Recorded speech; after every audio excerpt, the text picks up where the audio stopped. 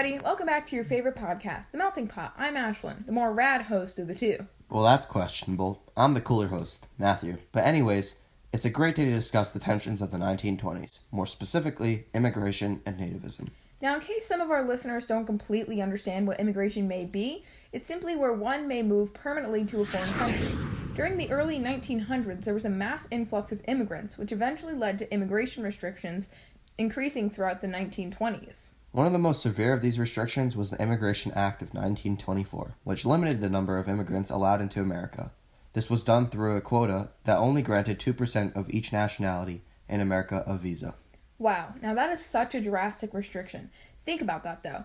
If the 1890 national census showed that a total of 4 million Irish immigrants lived in the U.S., only about 80,000 Irish immigrants would be granted a visa. To put this into perspective, about 1 million immigrants come to America each year in relation to current times. Not to mention that the Immigration Act of 1924 entirely cut off any immigrants from Asia coming into the United States. So, what do you think that the major impact of restricted immigration was? Well, there were many different impacts, but I do think one of the main impacts revolved around the economy.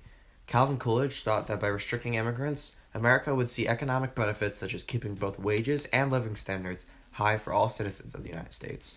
Although it didn't seem to accomplish this goal because it created a decline in wages for native-born workers. Not to mention all the immigrants coming into the nation helped contribute to the economy with their labor. Actually, the Immigration Act of 1924 wasn't even the first act passed to restrict immigration during the 1920s. The Emergency Immigration Act of 1921 was quickly formed in order to slow the large amount of Jewish people coming from European nations. Yeah, that was our nation passing a stopgap immigration measure, meaning it was their way of temporarily solving a problem. How do you suppose nativism and immigration were connected during the 1920s?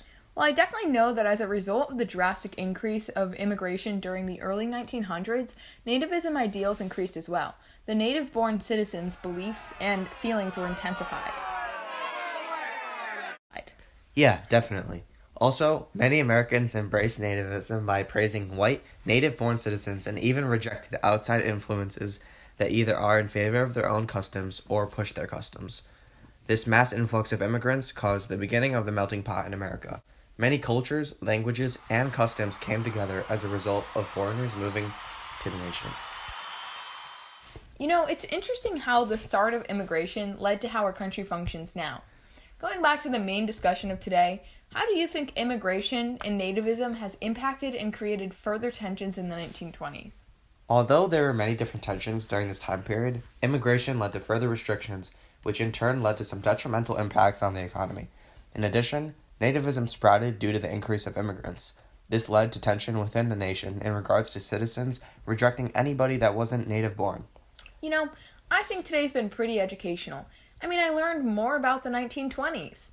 Thank you guys for tuning in to the best podcast in the universe. I'm Ashlyn. And I'm Matthew, and And we're we're signing signing off.